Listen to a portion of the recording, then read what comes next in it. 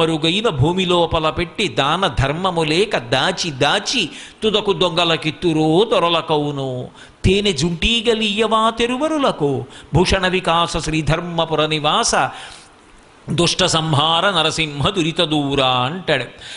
ఆ తేనె పట్టు కట్టినప్పుడు తేనెటీగలు ఎంతో కష్టపడి మైనం తెచ్చి చెట్టుకు పట్టు కట్టి అన్ని చోట్లకి వెళ్ళి ప్రతి పువ్వు మీద వాలి చుక్క చుక్క తేనె తీసుకొచ్చి గదులు నింపి మైనంతో మోస్తాయి.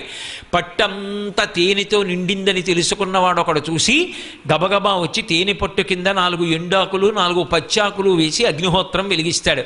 అందులోంచి వచ్చిన వేడికి పొగకి తేనెటీగలన్నీ దూరంగా పారిపోతాయి. వీడి చెట్టెక్కి పట్టు కిందకి దింపి పిండి అందులో ఉన్న తేనె తాగి వెళ్ళిపోతున్నాడు.